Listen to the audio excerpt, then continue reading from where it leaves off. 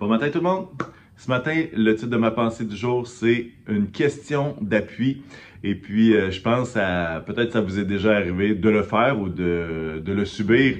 Lorsqu'on s'en vient pour s'asseoir sur une chaise, mais qu'il y a quelqu'un en arrière qui tient la chaise et que quand on est pour s'asseoir, il fait juste retirer, il fait juste reculer la chaise. Puis là, nous autres, on fait ouh, puis là, on part en arrière. Je sais pas si ça vous est déjà arrivé. C'est bien drôle, quand ça fait pas trop mal, là. Et puis, en fait, c'est troublant parce qu'on pensait s'asseoir sur quelque chose et cette chose-là disparaît, puis là, tout d'un coup, on se trouve sans appui. Et puis, c'est la même chose lorsqu'on marche sur un cabanon ou qu'on s'assoit sur une chaise qui est plus ou moins solide, et puis notre pied passe au travers, ou finalement, il y a quelque chose qui pète. Puis là, tout d'un coup, nous qui pensions être avec un appui solide, tout d'un coup, choup, c'est plus là. Et c'est bien drôle pour tous ceux qui sont autour. Je vais vous parler de justement l'idée de s'appuyer. Et puis, un psaume va faire la distinction sur quel type d'appui, qu'est-ce que ça donne, et puis qui va faire le parallèle entre ceux qui s'appuient sur l'Éternel et ceux qui s'appuient sur d'autres choses. Et puis, ça se trouve dans le psaume 20 et au verset 8 et 9. Le psalmiste va le dire comme ceci: « Les uns s'appuient sur leurs chars, les chars de guerre, les autres sur leurs chevaux. Nous célébrons l'Éternel notre Dieu. Eux, ils plient et tombent. Nous tenons ferme, nous restons debout. » C'est intéressant de voir, c'est vraiment un contraste. Hein? Le psalmiste va faire une opposition entre ceux qui s'appuient sur l'Éternel versus ceux qui s'appuient sur des chars et des chevaux. Et puis il va donner le résultat, et encore le résultat est diamétralement opposé. Eux, ils plient. Ceux qui s'appuient sur l'Éternel tiennent ferme. Ceux qui s'appuient sur leurs chars chevaux tombent, mais ceux qui s'appuient sur l'Éternel restent debout. Et je veux qu'on puisse réfléchir à cette idée d'appui. Qu'est-ce que ça veut dire? Des fois, s'appuyer sur l'Éternel, c'est, on peut s'imaginer toutes sortes de choses, mais qu'est-ce que ça veut dire s'appuyer? Et on a cette image-là de s'appuyer sur quelque chose qui est solide, hein, qu'on pense solide. Et en fait, c'est ça le point. Le point, c'est que dans notre monde, il y a tellement de choses sur lesquelles on peut s'appuyer qu'on a l'impression qu'ils sont solides.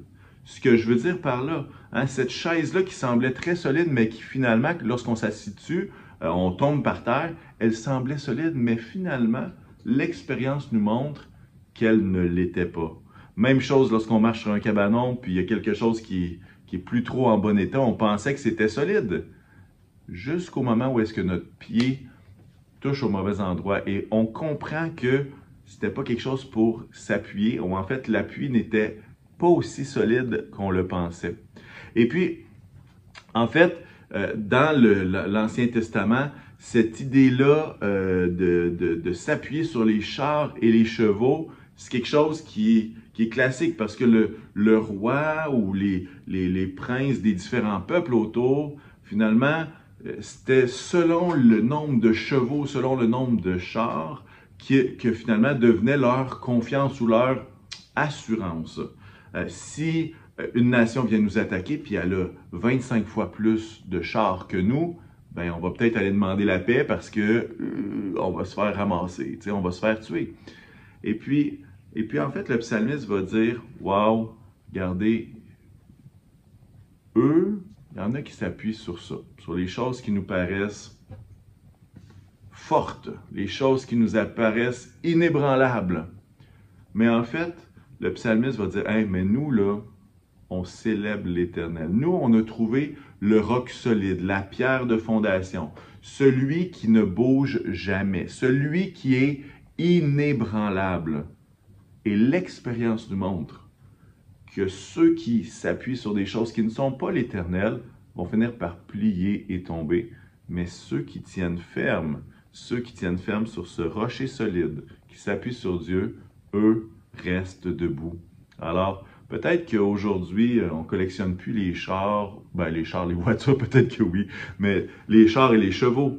Mais dans notre monde, l'argent devient facilement quelque chose qu'on croit inébranlable, quelque chose qu'on croit solide, et finalement, c'est peut-être pas aussi solide.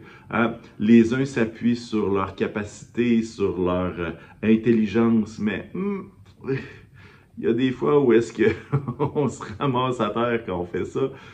Sur quoi vous appuyez-vous réellement? Une question d'appui.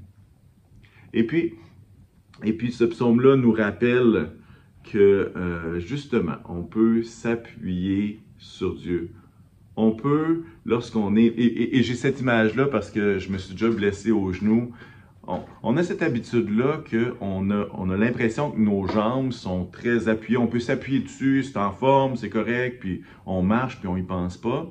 Mais c'est lorsqu'on se blesse, qu'on a un genou complètement fini, puis qu'on peut pas mettre de poids dessus, qu'on se rend compte que, oups là, mes appuis ne sont pas aussi solides que je l'imaginais.